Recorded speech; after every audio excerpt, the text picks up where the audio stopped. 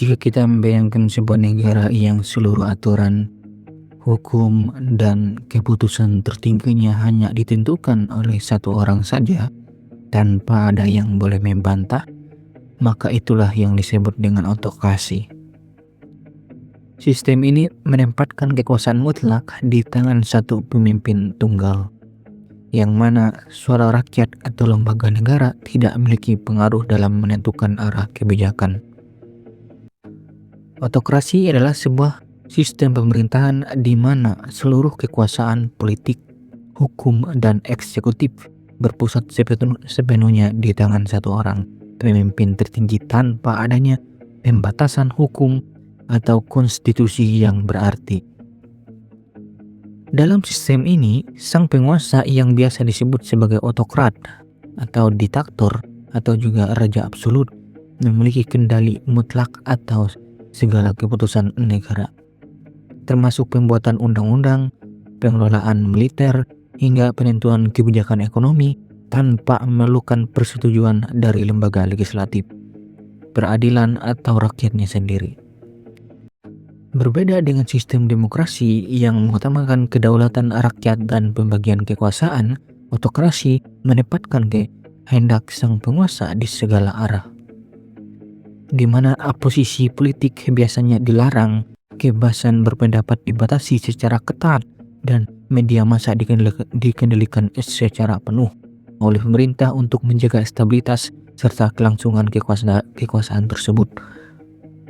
Meskipun seringkali dipandang negatif karena sifatnya yang otoriter, autokrasi memiliki beberapa kelebihan yang utama, terletak pada efisien dan kecepatan dalam pengambilan keputusan.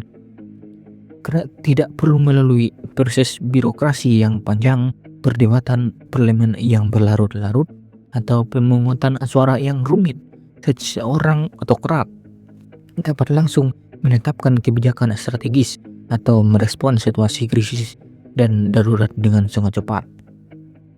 Selain itu, sistem autokrasi cenderung mampu menciptakan stabilitas politik jangka panjang karena ketiadaan pergantian kekuasaan yang sering atau konflik antar partai politik yang bisa muncul polarisasi di masyarakat. Dengan stabilitas ini, pemerintah autokrasi seringkali lebih fokus dan konsisten dalam merancang serta mengeksekusi proyek pembangunan infrastruktur atau program ekonomi skala besar jangka panjang tanpa khawatir kebijakan tersebut yang akan atau bisa disebut dibatalkan oleh rezim berikutnya. Di sisi lain, kekurangan terbesar dari autokrasi adalah tingginya risiko penyalahgunaan kekuasaan dan pelanggaran hak asasi manusia yang parah akibat ketiadaan sistem pengawasan dan keseimbangan kekuasaan. Tanpa adanya kritik yang legal, kebijakan yang diambil sepenuhnya bergantung pada kapasitas moral dan intelektual sang penguasa. Sehingga jika pemimpin tersebut tidak kompeten atau korup, negara dapat dengan mudah jatuh ke dalam kehancuran ekonomi dan ketimpangan sosial yang begitu mendalam. Rakyat dalam sistem autokrasi juga kehilangan hak-hak politiknya, hidup di bawah bayang-bayang ketakutan dan referensivitas aparat, serta tidak memiliki saluran resmi yang menyuarakan ketidakpuasan mereka.